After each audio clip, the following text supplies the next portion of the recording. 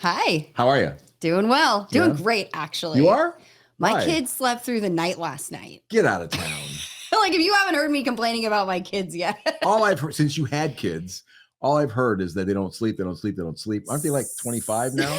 How old are It feels like it. They were 6.5 is the oldest, and I can count on my hands how many times I slept through the night. So I slept from 8:30 p.m. to 5:30 this morning. I thought about getting up and riding my Peloton, and then I went, you know what? Nah. And I went back to sleep until they woke me up at 6:15. Oh my gosh. So look out. I got all the energy to. Wow. Congratulations. Yeah, I know, right? That's a huge throw thing. A party. You think it'll keep up? Of course not. Yeah. Well, maybe you can hold out hope. But they both slept at the same. They have like a pact. I don't. They decided to okay, we'll sleep tonight. I do feel like they have a pact because it's either one or the other, the 6-year-old or the 3-year-old, in my room at 12:30 every night. You should burn their schedule. They obviously have a schedule. They're coordinating, right? You torment her tonight. I want to sleep in. Feeling good. Finally. Yeah. Well, congratulations. I had the same thing. My second daughter. Oh my gosh. Daddy. Every time I was like 3 a.m, I'm like, you don't need to wake up. Yes, I do. She was the worst. I'm scared. It's dark. She's now a veterinarian, so I mean, it works out. I guess so. Yeah. Okay. So before we move on, I want to just tell the audience that Medicare is making Medicare drug plans are going to in 2025. They are going to have a maximum out of pocket of $2,000. Oh my gosh. Per beneficiary. Right now, amazing. The maximum out of pocket is like $7,050 per person, plus another 20% of the excess. So I mean, you can imagine it could be if you're taking expensive cancer treatments or that new Alzheimer's drug. If they get to do it, it could be. There's unlimited how much you can spend, right? So to cap it at $2,000 a year. This is law. It's enacted, but it's going to take effect in 2025. However, next year, if you take insulin, you're going to be capped at $35 a month in your cost. That's it. That's huge. Huge, yeah. Big changes for older Americans. It's great. Amazing. It's great. Much more security. Okay, so welcome to A Place of Possibility. We are happy to have you here with us. I am Richard Del Monte. I'm Angela Wright. And what are we talking about today? We are talking about homeowners insurance. Homeowners insurance. Now, before you roll your eyes and click away, like, oh, snooze. You should know that if you ever have a claim, you might not be covered in the way that you think that you are.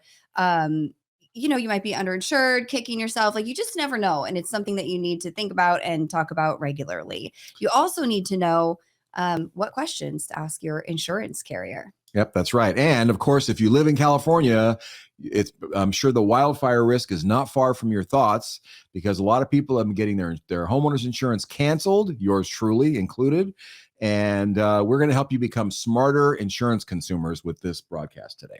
So yes, and we have an awesome guest to help us out. Yes, we do. He is a great friend of Del Monte Group, my personal insurance agent. And mine. Broker, actually. Yeah, right. Yeah. And his name is Brian Truett with Truett Insurance Agency. He serves Bay Area, California, all over California, actually, and has an office in Scottsdale, Arizona as well. Yep. And if I didn't know better, here he is. If I didn't know better, I would think that Brian was an attorney. Are you an attorney? No, I'm not. Okay, but I would think you're an attorney because you know these contracts, these insurance contracts, better than anybody I've ever talked to. The language, and we all know, though, you get the policy every year in the mail. It's like, yeah, throw it in the garbage. Who knows what it says? He knows what it says. It's amazing. Yeah. So, and plus he's really entertaining. So we're happy to have you, Brian. Yeah, no pressure to be entertaining about insurance. For being here. Yep. Welcome. How are you? I'm doing great. You're doing great. I'm in sunny Scottsdale today, so broadcasting from Pinnacle Peak area today. Oh, nice. Well, we really appreciate you dressing up for us on this broadcast. Hey, do you have to get out of your swimming trunks to be able to be I'm wearing clothes. Yeah. I put clothes on. Do you just go to work with shorts on all the time? What happened? How does it work there in that state? You do. Everybody does. Even attorneys, you'll go to a meeting with attorneys and bankers and financial advisors. Everybody walks in wearing shorts and golf shirts. That's kind of nice. Well, because I feel like you just go right to the golf course after work, right? That's right. Yeah. That's right. Wow. You have to pick. There's so many between my house and here where my office is. You have to kind of pick the golf course you want that day. So you don't. Oh man, that's awesome. tough. That's awesome. That's real tough. It's a terrible life. Hate it here. I hate it. Yeah. All right, let's start off by talking about something that you discuss on your website. You mentioned that people move through their careers, they accumulate more wealth, and they're not always aware that they're becoming underinsured. What do you mean by that? How does this happen? Yeah, so this conversation happens a lot for me where, even this week I had the same conversation. I'm going through I do a spreadsheet analysis for a client, and that's how we onboard a client. And as I was talking through how his insurance works, he said, I should tell you that I haven't ever looked at my insurance in the last 30 years. We bought a policy when I graduated from college, and the only time we've ever done anything with it is when we have to touch it. We bought a new house, we bought a new car, our kid got her driver's license. He's like, I've never really paid attention. And people always say that kind of sheepishly, right? And I'll say, you're not alone. I usually meet people about where you are, where their financial advisor has said, it's time for you to start learning how to play defense on some things. And what happens if your house burns down? And what happens if someone files a lawsuit against you? And so there's this drift. Even, people might buy something and they keep it for a long time. And this drift occurs where the carriers change their policy forms and their house is worth more. And they've changed their lifestyle, but their insurance stays flat. And so that's something that we correct, or we advise on correcting. And the whole insurance business is a sales process.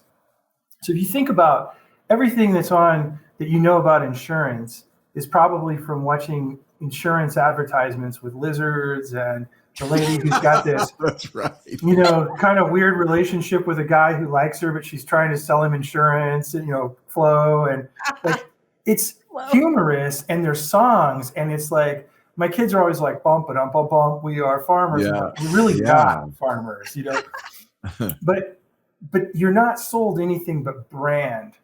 They sell insurance like Budweiser sells beer. So in the absence of anything that's meaningful, what people do is just take a couple comparison points, like on price and a number, and then they pull the trigger and they move on with their life. That's what happens.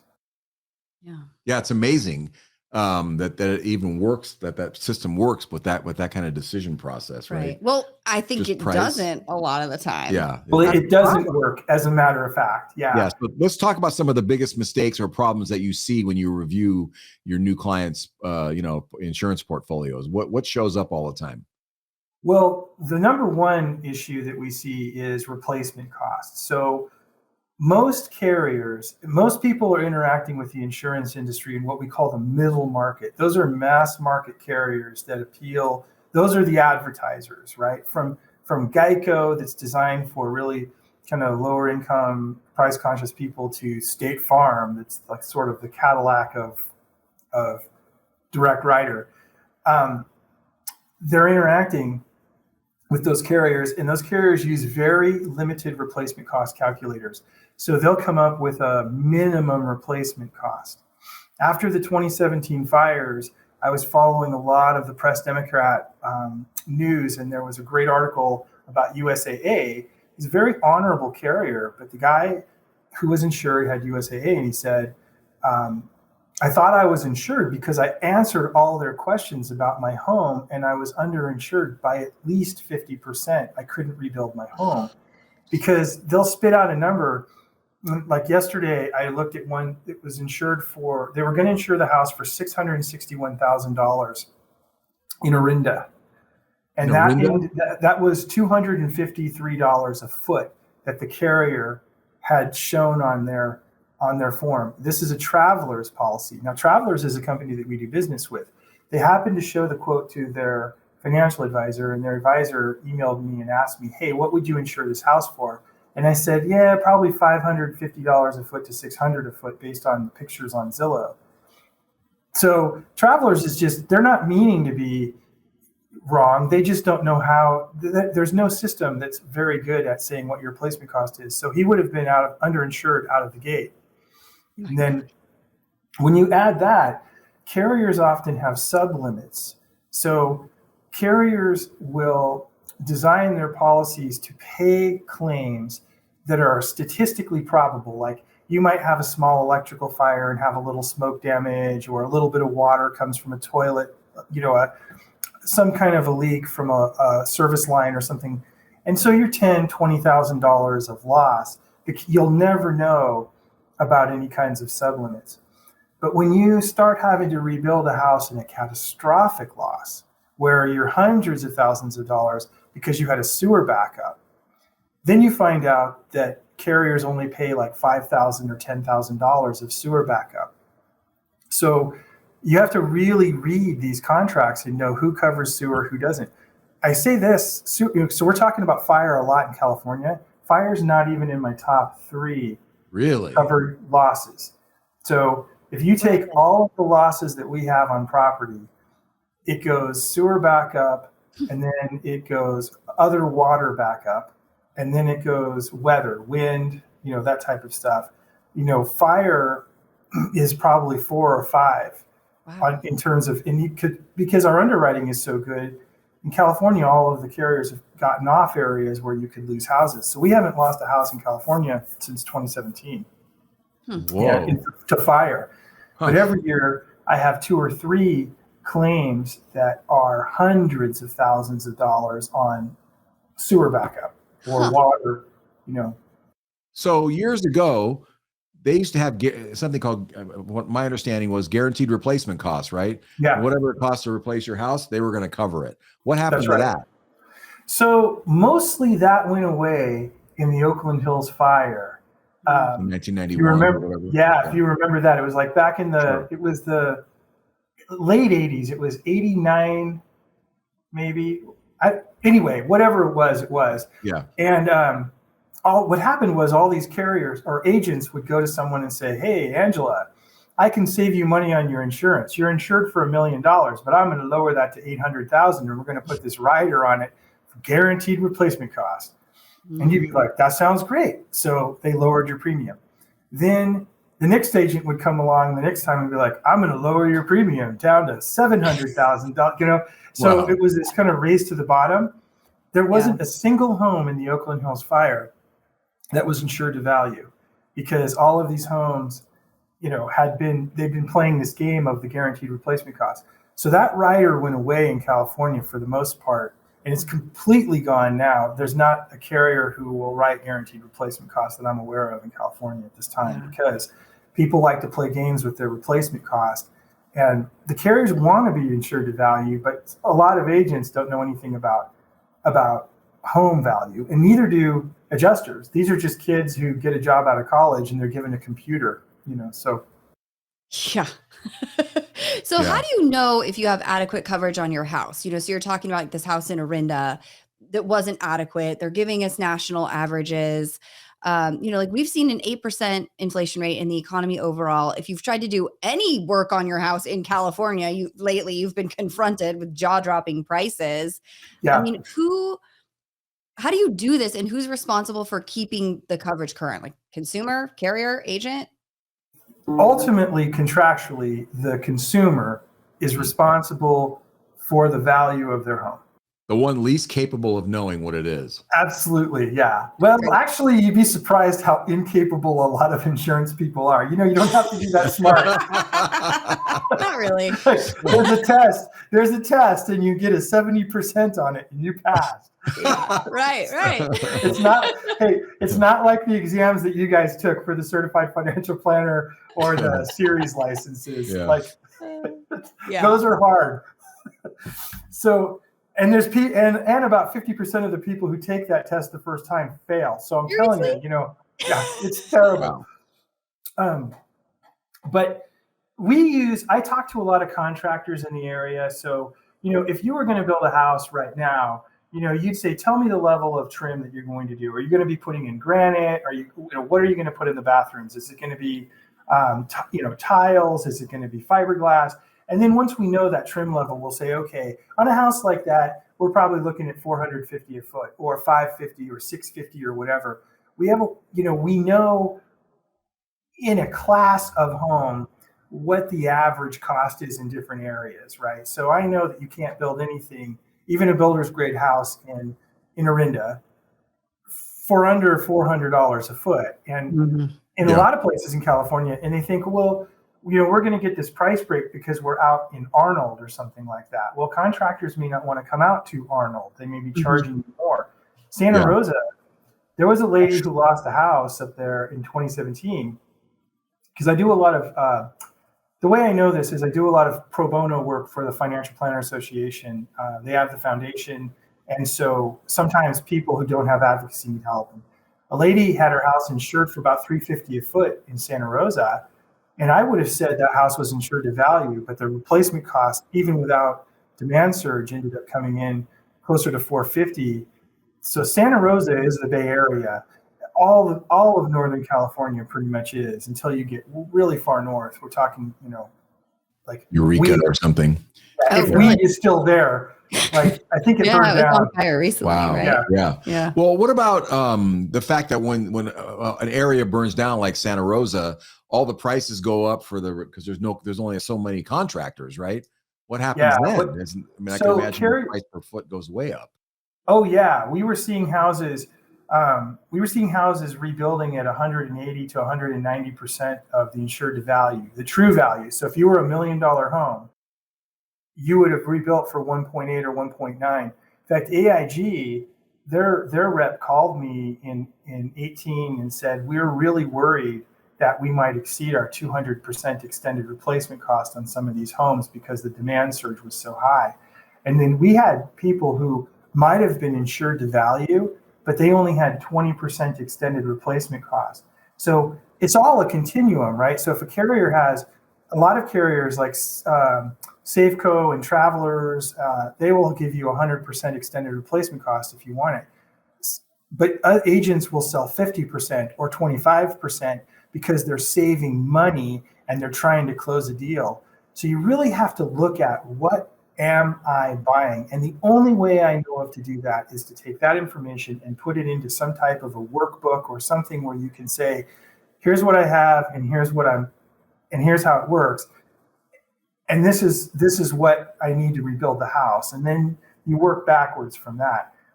It's so much trouble and so labor intensive that most people just aren't willing to do it. So they end up underinsured. Yeah, and if you can run out of loss of use, right? So if you only have 24 or 36 months of loss of use and everything is rebuilding at 180%, and you only had 120%, you're talking of hundreds of thousands of dollars that you'd have to come out of pocket. And and like in our space, right, we're all working with clients who are pretty affluent to ultra high net worth. But if you take an average person who may be living on a pension or something like that, maybe they retired from PG&E or they were a teacher and they put all their money into their home and they have a nice lifestyle, they may not be able or want to take out another $500,000 or $600,000 mortgage at the end of their life. And so probably not. This knowledge becomes, and that's why I got involved in the foundation, because I feel like this knowledge is a social justice issue, that people really don't have access to this type of knowledge unless they've got people who are willing to volunteer, So do most carriers have a 200% of cost rider or something on it? No, they don't. And there's a reason for that. A lot of carriers don't want to have 200% because their policy is designed to protect the carrier in a catastrophic loss event. So when you see a carrier that has a code upgrade sublimit or a low extended replacement cost, what you're looking at is a carrier who has designed their policy to have limitations that protect the carrier in a catastrophic loss. So if you take a house that was built in, say, 1979 or 80, which is very common in the Bay Area, and it's $1 million home, and it has a 10% ordinance and law sub-limit, that means that if they're rebuilding that house, they're only going to give you $100,000 towards anything that's a code upgrade. So if you're forced to replace your foundation or the type of windows because of energy or put on solar or in Danville, they may make you put a water filtration system from your property to the street, that type of stuff. Really? And local code is really to get, but Anything over that $100,000, now the carrier will say, "Oh, we're so sorry. That's compliance with code or ordinance, so we don't cover that." So a person could be insured to value and still be out hundreds of thousands of dollars on a rebuild if they don't pay attention to that. So in So a there's major fire, like the Santa Yeah. Rosa fire, do people just have to wait for years to rebuild because they don't have enough coverage? What a happens? lot of them had to. A lot of them had to cash out, and so Man. many carriers, like, so there, carriers like Chubb and Pure, and there's some higher end carriers that will offer you cash out replacement costs. Travelers has that on one of their forms where they'll cash you out for the replacement cost of your home. Most carriers are actual cash value policies. So if you don't rebuild, the carrier goes in and depreciates the entire value of the home on a line item basis. And so you have a situation where maybe you were insured for $600,000 on a house, and then they come back and say, "Well, we've done our depreciation. If you're not going to rebuild, we're going to give you 300. But some of that was code, and it's not covered because of this." And right, they start depreciating that down. So California passed some laws to try to get around that. And I'm not going to spend a lot of time on the laws because I just taught a 90-minute class on it to a group of financial advisors. But the laws actually made things worse, because what they did was the carriers that weren't very broad form coverage, it doesn't affect them because there's no coverage in their policy. And the coverage that wrote broad form coverage said, this isn't fair and we can't charge what our true risk is now. And so we have this thing going on where there's this flood of business going into the California Fair Plan, which is really terrible coverage. And the Fair Plan, I mean, we had a policy that was canceled by a carrier because the carrier couldn't afford to stay on the policy. They were charging about $2,500 for around $1 million of replacement cost a year. And the carrier's reinsurance carrier was charging more for that policy than the carrier was making. So the carrier was actually paying the client to be their insured at the end of the day. So they got off of it. The carrier applied to our insurance commissioner for a rate increase, and the commissioner said no. So we had to move that into the California Fair Plan. So they were paying $2,500. The California Fair Plan plus the companion policy ended up being around $6,500 in cost. Ouch. So they have less coverage, three times the cost. And that's all because of legislation that keeps carriers from raising rates in California. So we have some really serious problems that I think would be solvable if we had all of the stakeholders come together, but the stakeholders don't want to. Everyone's stuck in their lane. The insurance carriers can't really negotiate with Ricardo Laura. He is a rhetorician. He doesn't understand the insurance business, I don't think. And our insurance commissioner and consumer advocacy groups can't really come out and say, we think Proposition 103 is a bad thing now because they supported it when you know what I mean? Like, everyone's kind of stuck in their lane. And unless someone gathers everyone together and says, we're all going to negotiate and talk about their needs, and we're going to figure this out, it's going to get worse and worse and worse before it gets better. And the market in California is definitely shrinking. So it's a huge problem. It sounds like it. So what I'm hearing from this conversation so far is that this system is kind of rigged against the consumer. They put all the onus on the consumer to decide how much they need to have their house insured for, whether they have the right kind of insurance, and it's got 100, if they're covered, if there's a big fire and they're in a big group of people that lost their homes, and all these things are happening, and at the same time they have no help, and they just look at lizards on TV to decide what they're going to buy. So so it brings up to me, like, how could they possibly go without an agent? And I know this is a little bit self-serving question for you, but I can't imagine how consumers could go direct to the carrier and buy insurance and have any idea or thought that they're covered okay. I'll tell you what, I mean, we're trained to read these sorts of contracts. We understand, like Richard and I, we understand most of the language, and I wouldn't dare buy a policy without an insurance broker. Right.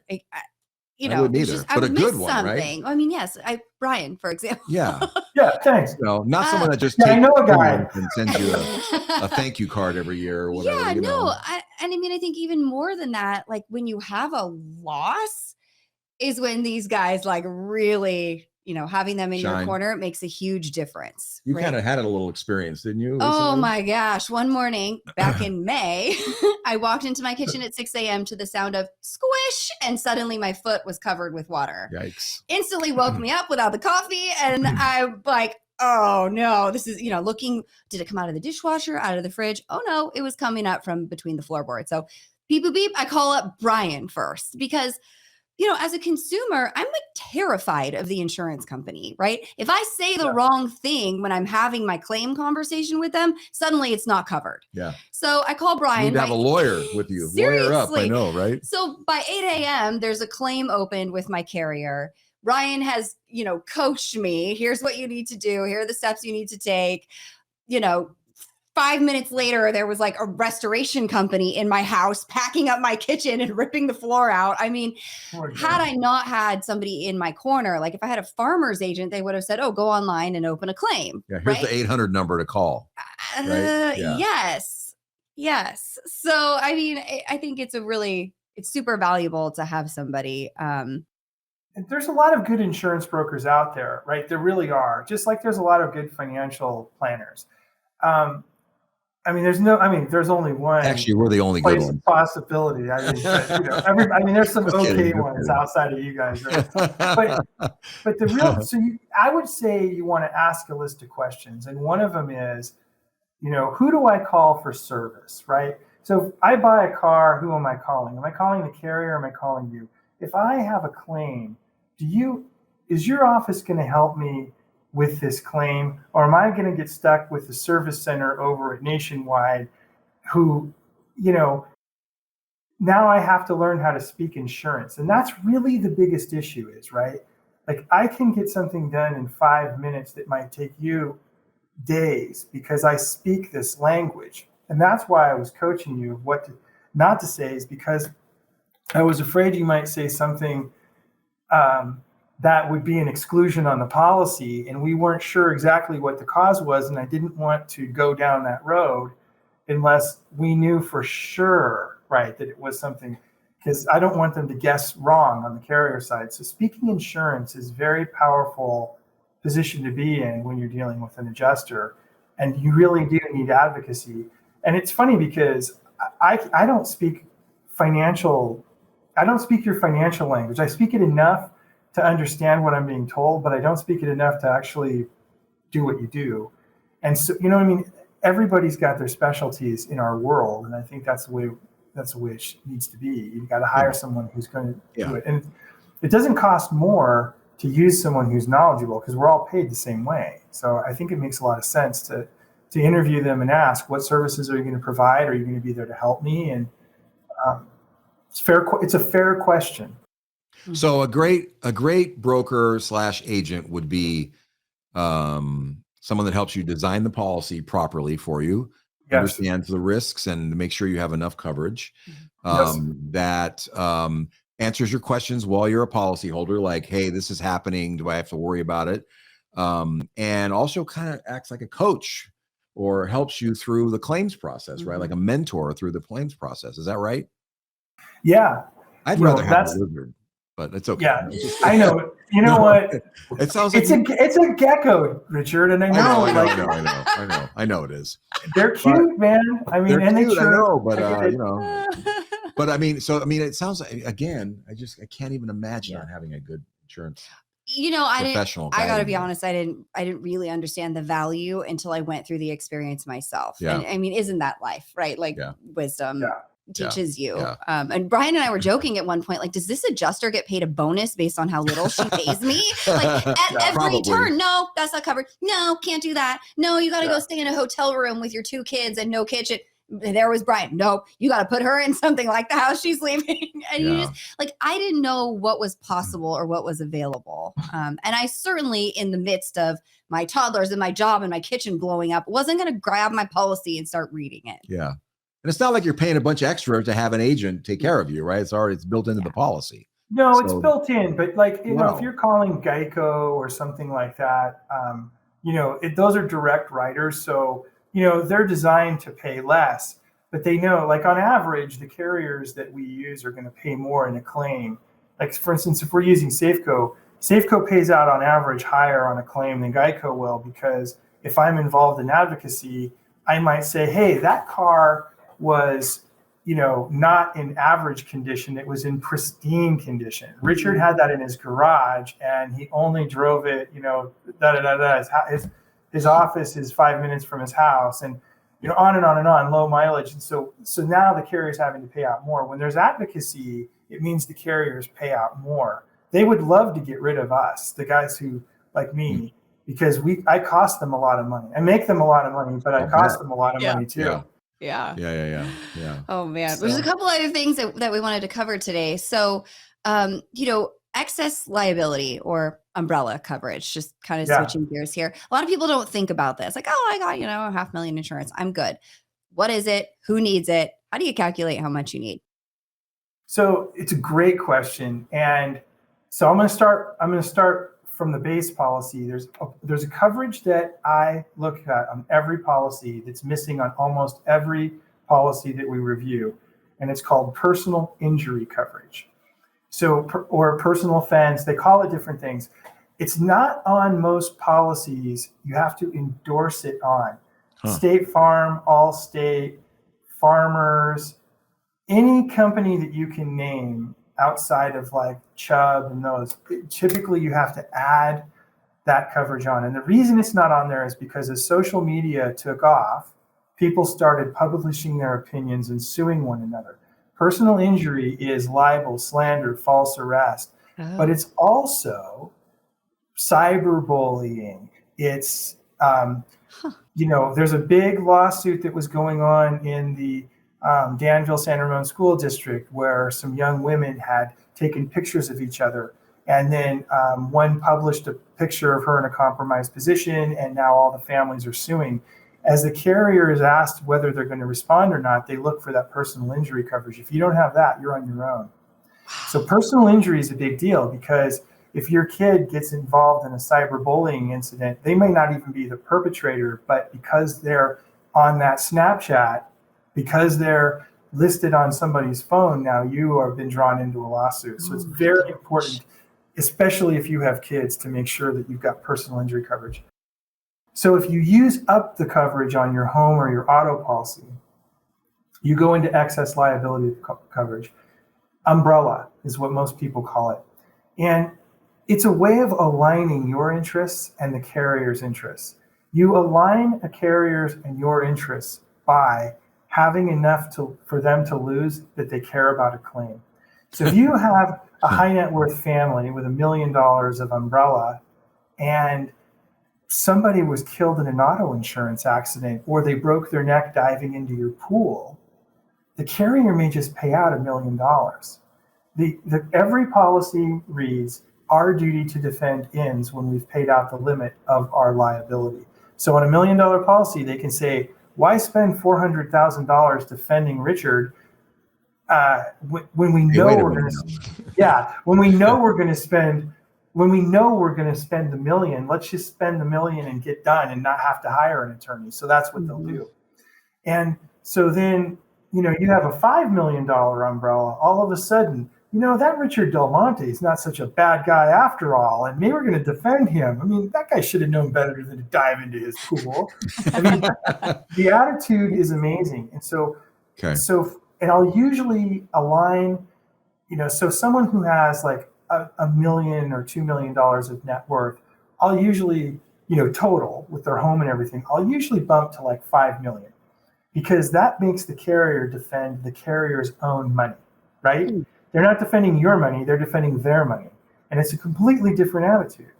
And if they go above 5 million in net worth, I'll usually jump to say 10 million if I can in a carrier that will do that. because at $10 million, the difference between 10 and 5 really is like a few $100s. So you're not talking about very much money In to have premium. Okay. to have a carrier have your interest at heart. When you're above 10 million, you start talking about cost to value because it's a different class. You know, someone with $20-30 million net worth, we start to talk about cost of value and, you know, where their assets are located, things like that. But, you know, that's a little bit different conversation. But for the people in that $5 to $10 million net worth, which comprises a lot of people in our world, that's my thinking on liability and who should have it. And, you know, personal injury attorneys, Richard and I know a really good one in our in a group that we're members of. And, you know, her and a lot of her colleagues have told me that when there's an umbrella, personal injury attorneys will go after that money instead of going after someone's house, forcing them to sell a home or something, because it's easier money. It's very difficult to have to force someone to sell a home. But I mean, things happen. Kids are shooting like, you know, rubber band, you know, paper clip guns at each other, and they're doing stupid things. Like, kids are stupid. If you have kids, get an umbrella. Well, you could always back over a little kid in your driveway. You know, I mean, it's got to be several $1 million just to do that. Anytime a kid gets hurt, you know, I mean, unless you live with your children are precious, right? Yeah. I'm just kidding. I love my children. Yeah, that's true. Yeah. I can't wait for them to go to college. It'll cost me about the same, but they'll be somewhere else. All right. So, real quick, we don't have a whole lot of time left. What should people do if they get their insurance canceled because of the wildfire risk? What are the steps they should take? And also, an ancillary question: what do you think about having shake roofs on houses if they're going to do a replacement? Yay or nay? Oh, nay. If you put a shake roof on the house, you might as well build the roof out of gasoline in California. Like, if you're putting a shake roof on a house in California and you tell an underwriter you did that, they're going to think that you're an idiot. Like, they won't, even if they could write it, they won't write it because they'll think, who does that in all of this, right? I thought they were treated or fire resistant or something. It doesn't matter. Okay.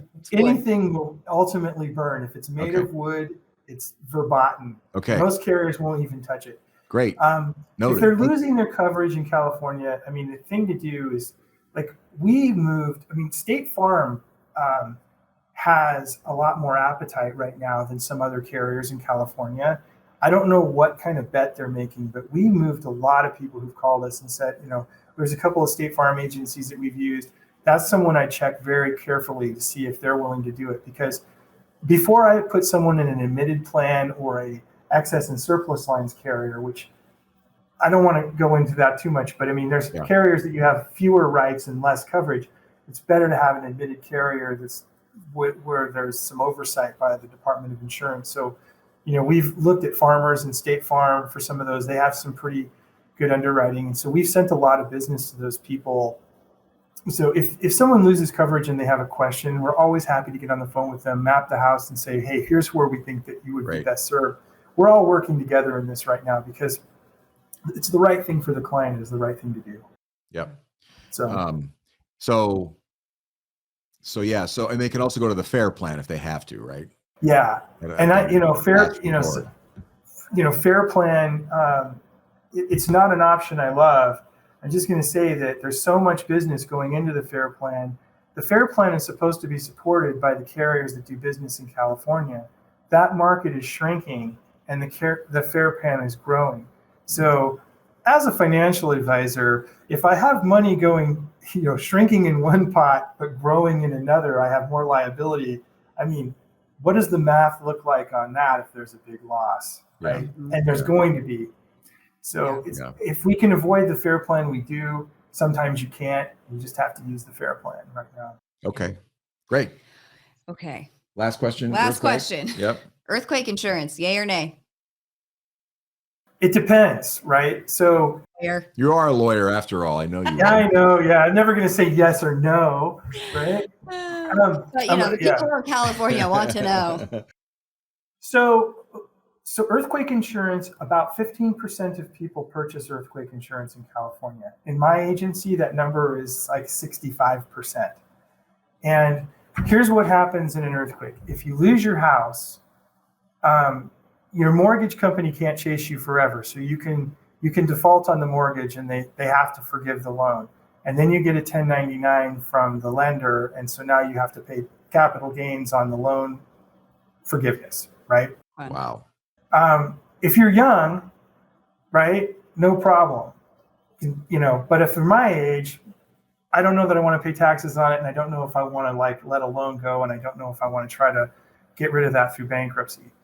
So earthquake insurance I think of it as a liquidity policy, because remember, if all these houses get damaged, like they have, since 2017, every year we've had this huge demand surge.